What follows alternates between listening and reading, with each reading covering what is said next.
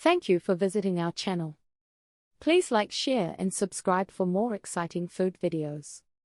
In part 2 of Moose Stew Mastery, Simple Steps for Tender Wild Game Comfort, we explore the final touches, balancing flavors, adding vegetables at the right time, and thickening the stew naturally. Build flavor with aromatics and base ingredients.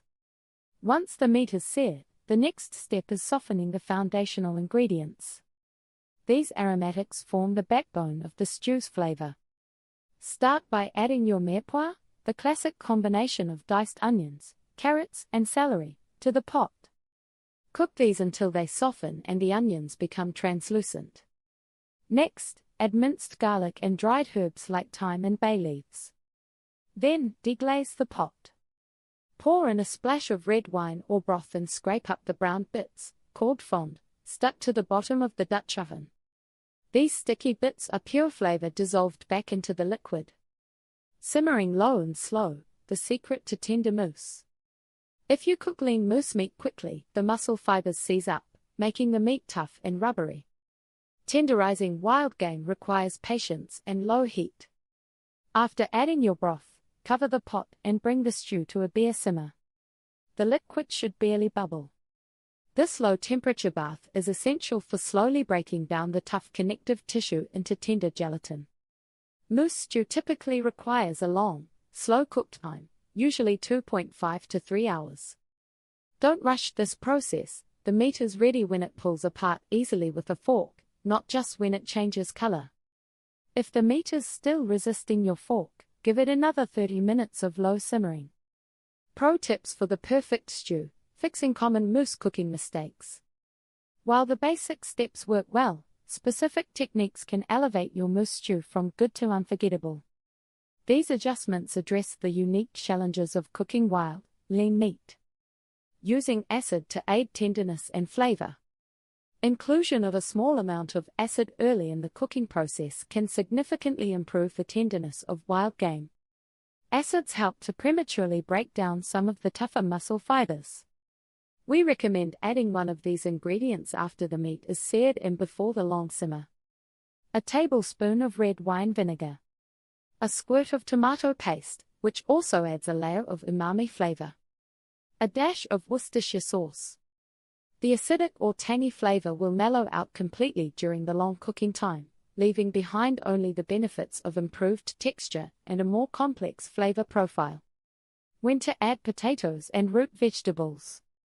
Adding all your vegetables at the start of a 3-hour simmer is a recipe for mushy misery. Heartier root vegetables need about an hour of cooking time to soften fully without dissolving into the broth.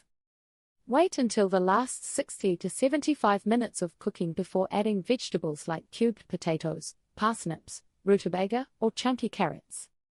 This timing allows them to cook through perfectly while the meat finishes tenderizing. For delicate vegetables, such as frozen peas or green beans, stir them in right before serving. The residual heat will warm them through perfectly. Thickening the stew without flour. Other options.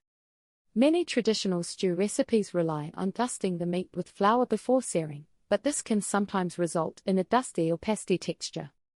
There are simpler ways to achieve a rich, thick sauce. One highly effective technique is creating a slurry. Thickening options.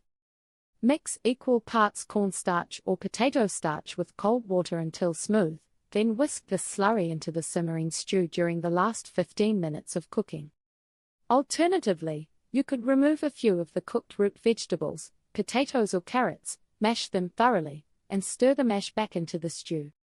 The starches in the mashed vegetables naturally thicken the broth, adding a wonderfully rustic texture and improved flavor. This is a great, simple trick for a naturally thicker stew. A perfectly cooked pot of moose stew is the epitome of comfort dining. While wild game can be intimidating, the secret to success lies in simplicity and patience. By taking the time to sear the meat properly and allowing the stew to simmer low and slow for several hours, you guarantee deep flavor and that characteristic, forked tender texture. Embrace the process. The reward is a traditional, hearty meal that truly honors the richness of wild ingredients. Making tender moose stew is a simple act of culinary thoughtfulness. Thank you for watching. Please remember to like, share and subscribe.